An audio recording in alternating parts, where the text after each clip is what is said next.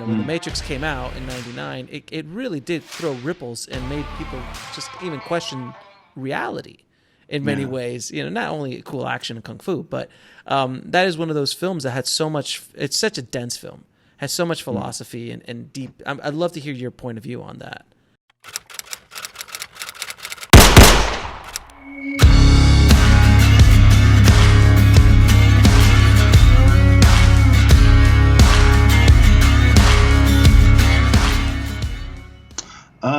Did you like it? I loved it. It's my favorite of the Wachowskis. Yeah, by far. I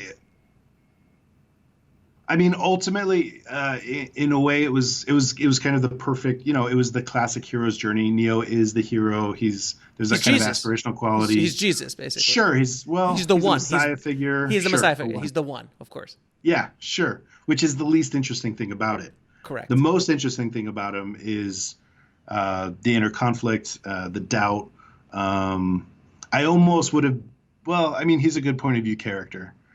But I think what was the Trinity was her. Mm-hmm. Yeah, I almost think she would be a really interesting point of view character because she was the one that was like the true believer. It's kind of like the most interesting point of view in any Messiah story isn't the Messiah. It's the disciples who totally believe in something and have to go through this whole conflict of doubt and the crucible of just struggle. Endless struggle. And it was because she was told that she would fall in love with the Messiah. And when he says he's not the Messiah, she's like, but I love you. So it has to be true. And like that whole conflict. Yeah. No, there's a lot of, it was like an onion, sir. Like Shrek. Yeah. Onions. I liked it.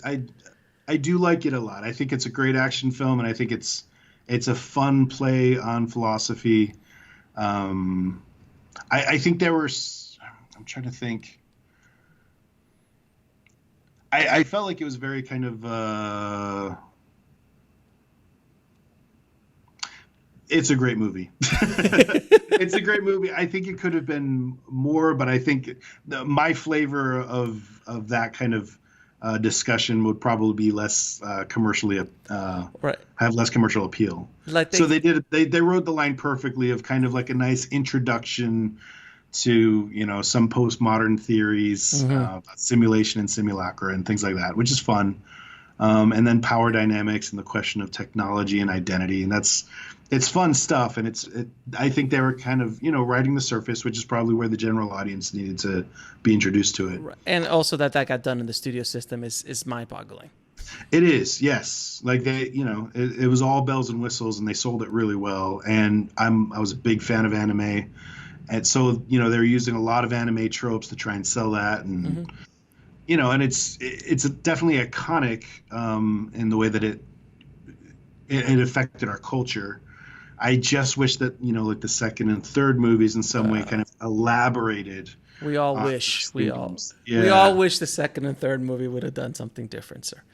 Yeah. But ultimately, it was just kind of, we're going to keep fighting the same battle. And it's like, explore the contradictions that could have been embedded in, imagine if Neo was suddenly, but that's the reason why I think it didn't have much power, is because it started off as a hero's journey, and it could have turned into a kind of pluralistic story about conflicting worldviews. I mean, literally worldviews in conflict with each other. Yeah.